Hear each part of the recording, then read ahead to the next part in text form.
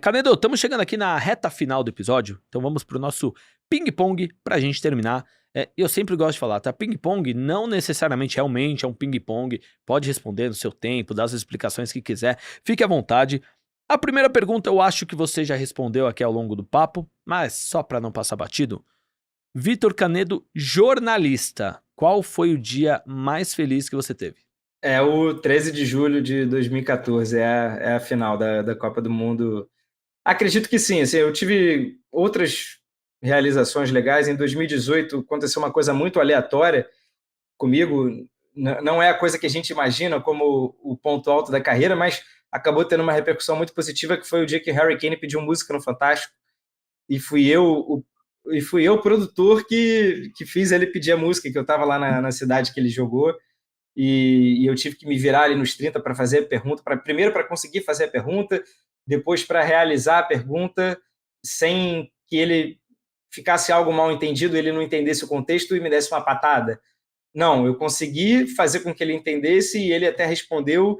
E aí, pô, ele citou Dua Lipa e o Calvin Harris, que é um DJ famoso, e os dois acharam isso o máximo. Então isso virou internacional. Pô, o Tadeu Schmidt me ligou na hora, ficou super feliz, que era um quadro que ele criou no Fantástico, e pô, do nada o quadro tinha virado internacional. Então foi um dia aleatório, assim, talvez não tenha sido o dia mais feliz da minha carreira, mas foi um dia muito legal, assim, porque algo que eu nunca poderia imaginar que iria acontecer e aconteceu. Eu acho que você ficou com medo de acontecer igual aconteceu com o Herrera, né, lá depois do Louco jogo. Abreu, né? Foi o Louco É, Abreu? Ou foi o acho Herrera? que é. Bom, enfim, que depois do jogo, o repórter, ele fez 3 gols. Ah, pode pedir música. Não, música pra quê? Mas legal demais que o Harry Kane entrou aí na onda, algo que viralizou, com certeza foi muito legal. Mas agora eu quero saber o seu dia mais triste como jornalista. Cara, assim, não triste, eu sou muito fã do Messi, né? A gente acabou não falando do Messi, eu sou um cara que trabalhei com futebol internacional muito lá no GE, no Globoesporte.com, e sempre quis fazer os jogos do Barcelona, do Messi, eu pedia para o meu chefe fazer o tempo real. Aquele tempo real do GE, que era o relato do jogo, né? E eu pedia para fazer os jogos do Barcelona, porque sempre fui muito fã do Messi. Eu estava presente na final da Copa América de 2016, que o Messi isola o pênalti e a Argentina perde o título para o Chile, título consecutivo, então 3 anos seguidos da Argentina sendo vice. Ah, era a Argentina, mas eu estava cobrindo a Argentina naquele momento, e por gostar muito do Messi, na zona mista daquele jogo, o Messi se aposentou da seleção. Então, isso para mim foi um negócio pesado ali na hora, que me deixou um pouco triste. Assim, óbvio, pô, eu estou presente num dia que pode ser histórico. É óbvio que 1 ano e meio, 2 anos depois, 1 ano e pouquinho depois, o Messi voltou para a seleção, né? Ganhou uma Copa do Mundo em 2022. Mas naquele momento, nossa, eu posso ter visto aqui o último jogo do Messi pela Argentina e não foi como ninguém esperava. E poxa, será que eu vou ver o maior jogador da nossa geração se despedir dessa maneira, né? Foi um dia um pouco triste. Jornalista, né? Perguntando ali como jornalista, como torcedor, tivemos várias piores. Então é agora, vamos olhar o Vitor Canedo, mais torcedor do Fluminense, o seu dia mais feliz como torcedor. Todo mundo falaria final da Libertadores, né? Mas eu vou só fugir do clichê aqui. Eu estava presente no Beira-Rio na semifinal, dia 4 de outubro, exatamente um mês antes, e eu vi o gol do Germancano e é assim, é o gol que eu mais comemorei na minha vida e é uma loucura, o gol da virada, né? Que é um gol logo depois do outro. E, meu Deus do céu, que insanidade teve. O primeiro que, assim, o dia do visitante já é diferente. Uma final de Libertadores, pô, é a final. Porque é no Maracanã. Em tese, você está acostumado ali com aquele ambiente e tal. Lá não, né? Você pega o voo cedinho, você está numa outra cidade, você tem todo aquele cuidado de ser visitante, como você vai chegar no estádio, você fica horas, chega horas antes, sai horas depois. O jogo estava sendo uma draga, o Fluminense não estava jogando nada, estava sendo eliminado, você já estava botando coisas assim na sua cabeça que, meu Deus, tudo errado. Eu ainda tinha brigado com a minha esposa naquele dia, nossa, tá dando tudo errado, e o Fluminense vai ser eliminado, e eu ainda tenho uma conta para pagar aqui de hotel, de avião que eu comprei em cima da hora. Bum, do nada, Germancano faz o gol, leva o Fluminense para a final, o humor muda na hora, e é o gol que eu mais comemorei na minha vida. Então, só para fugir aqui do clichê do 4 de novembro, eu vou para o 4 de outubro de 2023, que foi o segundo gol do Germancano contra o Inter no Beira-Rio. Belíssima fuga, belíssima história, mas agora eu quero saber o dia mais triste como torcedor. Aí, sem dúvidas, final da Libertadores de 2008, 2 de julho. 2 de julho de 2008. Na verdade, eu falo até que teve prorrogação em pênalti, né? Então, quando saíram os pênaltis lá, já devia ser a madrugada do dia 3. Mas é isso, é porque naquela época o Fluminense ele tinha ganhado uma Copa do Brasil em 2007, ele estava há muito tempo sem ganhar um título relevante, né? Ele tinha ganhado o Brasileiro de 84, só foi ganhar a Copa do Brasil de 2007. Então, a minha geração, eu, né, que sou de 88, fiquei esse tempo inteiro vendo mais rebaixamento até do que título importante. E aquela era a ressurreição do Fluminense, que até viria conquistar 2 brasileiros logo depois, né? Muito importante, mas aquela Libertadores estava tudo indo de um jeitinho. Aquele jogo contra o São Paulo, que era também o gol do Washington, o meu preferido, até esse gol do Germancano. A semifinal contra o Boca, que era um super Boca Juniors, que era o Boca Juniors que metia em medo, não esse Boca que é eliminado para a Alianza Lima, era o Boca Juniors que batia em todos os brasileiros, todo mundo que você pode imaginar, o Boca ia lá e batia.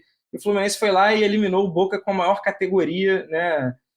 Num jogo épico também no Maracanã, e aí chega na final contra a LDU, um time que o Fluminense já tinha jogado na primeira fase. Pô, do nada você se enche com aquela soberba, né? O Renato Gaúcho ajudou a inflamar esse sentimento, e bum, uma porrada lá na altitude. No jogo de volta você toma uma porrada de cara, mas a narrativa do jogo é você começa a acreditar, o Fluminense empata, faz o segundo, faz o terceiro, ainda tem meia hora de jogo, ainda tem a prorrogação inteira, ainda tem os pênaltis em casa, e bum, perdeu. E perdeu sem saber quando voltaria, porque não tinha nenhum indício que o Fluminense ia estar ali tão cedo, tanto que demorou 15 anos para voltar. Então foi, nossa, aquela noite, meu Deus do céu, e tive que trabalhar depois, fui escrever para o blog do Lédio Carmona. O meu trato com ele era, o Lédio naquela época comentava já os jogos no Sport TV, e eu meio que assim escrevi um texto para ele e depois ele escrevia um outro texto, e aí ele era importante ter um primeiro post para a galera comentar no blog, então eu meio que escrevi. O meu trato com ele era: Led, se o Fluminense for campeão, tchau, você me libera, eu vou beber, vou comemorar, é campeão da Libertadores. Se perder, eu volto e trabalho. Meu Deus do céu, que arrependimento também de ter falado que ia trabalhar. Nossa, ainda cheguei em casa, tive que escrever texto, rever os lances. Meu Deus do céu, foi muito triste. Não, eu suspeitei que você ia falar esse mesmo, porque aquela final doeu em mim, que não torço pro Fluminense, né? Então, aquela sensação, né, de você buscar o quase impossível, e quando o quase impossível tá tão perto de acontecer e no fim não acontece, nossa, ali foi ruim, né? A dor do quase é a pior, eu acho, porque às vezes você se desprende tão facilmente antes. Já toma logo 3-0 Brasil e Alemanha? Já perdeu logo, você já não acredita mais. O quase, né? Te oferecem um docinho, aí você vai lá, você pega, aí na hora alguém puxa. Não, isso aí deve matar. E o gol inesquecível como torcedor do Fluminense? Então, eu citei esse do Germancano, né? Então, para não repetir, eu vou citar o gol do Washington rapidamente aqui. Eu sei que eu estou falando muitas histórias, são muitas histórias que vêm na cabeça, mas o do Washington, eu estava fazendo um trabalho para a faculdade e eu levei, a gente alugava, eu sou jornalista, né? Então, tinha uma matéria chamada fotojornalismo. Um dos trabalhos valendo nota, né? Era como se fosse uma prova, você aluga a câmera, uma câmera caríssima, profissional, e você vai fazer ensaios fotográficos. E aí eu fechei que iria fotografar aquele jogo no Maracanã, fotografar a torcida, fotografar o jogo lá da arquibancada. Pô, quando sai esse gol do Washington, tá doido, sai correndo, pulando a arquibancada do Maracanã antigo ainda, que era amarela e verde, branca. Eu tava na amarela, e aí eu saio subindo as arquibancadas, você sai abraçando qualquer um que vê pela frente. E em determinado momento eu lembrei, e a câmera? Tipo, câmera com dinheiro que não tinha nem, né? Não estava nem perto de ter condição de pagar aquela câmera. E aí eu volto, quando eu volto, tá todo mundo se abraçando ainda. E a câmera tá lá intacta, no mesmo lugar. E tava todo mundo ainda se abraçando do tipo, meu Deus, olha o que a gente está vivendo. A gente acabou de eliminar o São Paulo, né, que viria a ser tricampeão brasileiro, e daquele jeito, né? Daquele jeito como foi aquele confronto. Então, é o meu segundo gol predileto da história do Fluminense. Aquele jogo tava 2-1 Fluminense, foi o terceiro gol nos acréscimos, é isso? Tinha gol fora, foi 1-0 São Paulo na ida, o Fluminense abre 1-0, aí o Adriano empata assim, já com 20 e tantos, com um gol fora. Então o Fluminense ia ter que fazer 2. Só que aí na saída de bola, o Dodô de cara faz um gol com uma falha do Rogério Ceni. E aí o Fluminense fica os últimos 15 minutos pressionando, vai sair, não vai. Até que vem o escanteio que o Thiago Neves bate, o Washington ganha do Miranda, do Alex Silva e cabeceia no ângulo do Rogério Ceni. Tipo assim, era para ser. Como é que depois disso ainda pode tirar o título lá na frente? Que maldade, né? Contra o São Paulo foi exatamente contrário contra a LDU, né? Porque contra o São Paulo parecia que não ia e no final foi. E contra a LDU, que parecia que ia, não foi, né? E qual o maior ídolo que você tem como torcedor do Fluminense? Como torcedor do Flu é o Fred, mas como apreciador do futebol, Messi. Thierry Henry tá ali também, tá bem próximo. Inclusive, aqui em casa, para quem estiver olhando, né, tem, óbvio, o Germancano, que também tá ali, e tem um quadro do Messi, tem um outro quadro de um gol do Messi, e tem um time do Arsenal. Então, são muitas as diferenças que o Thierry Henry pelo Arsenal, né, por ter visto o primeiro time que eu me apaixonei fora, e era aquele Arsenal que, para quem é da minha idade, certamente sabe de quem eu estou falando. E o Messi, cara, que assim, o Messi não tem igual. Messi, não tem como. O que esse cara fez, e eu posso dizer que eu vi, porque eu fazia questão de ver, de trabalhar e pedir para fazer os jogos. Para mim, está muito longe de qualquer outro. Foi o melhor jogador que você viu jogar? Foi o melhor jogador que eu vi jogar disparadamente. Então, quando acabar o ping-pong, eu quero que você conte aquela resenha, história, briga, não sei, com o Djalminha, que envolve aí também o Lionel Messi, mas depois do ping-pong, antes eu quero saber o melhor treinador da história do Fluminense, na sua opinião. Eu ficaria entre Carlos Alberto Parreira e Abel Braga. Parreira, vai, que lá atrás tem mais contribuições. Canedo, agora eu quero que você escale o melhor Fluminense que você viu jogar. Eu gosto de frisar isso, porque até a gente fez um episódio recente com o Pedro Silveira, diretor financeiro do Corinthians.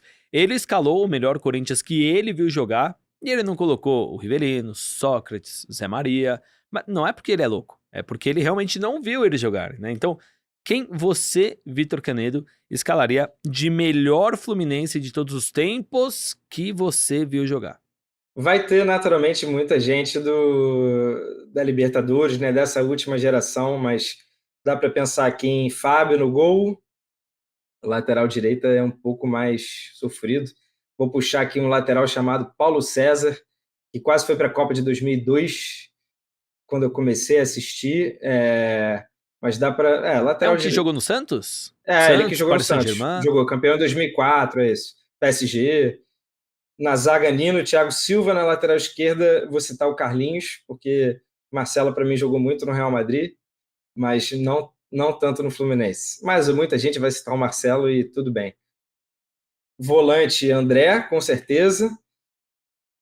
Inclusive, dá para dar aquela roubada, né? Aqueles times de videogame, né, que só tem um volante e o resto é tudo... Eu nunca vi nenhum time seleção da história do futebol. Nunca vi um volante nessa seleção. É tudo meia. Eu botei o André ali para ser o cão de guarda, porque o André, de fato, jogou muito. O fato dele ter negado o Liverpool para ter ganhado a Libertadores foi, gratidão eterna. Aí eu coloco Ganso, Dario Conca e John Arias. E no ataque, Germancano e Fred. Que ataque, em Cano e Fred, meu Deus. Então o time ficou assim, Fábio, Paulo César, Nino, Thiago Silva e Carlinhos, André, Ganso, Conca, Arias, Cano, Fred. E o treinador? O treinador pode ser o Parreira. Que eu não, o Parreira não, é que assim, você perguntou que eu vi, né? O Parreira no Fluminense treinou na Série C em 99, antes em 84 eu não era nascido. Pode ser então o Abel Braga. Abel Braga, que time!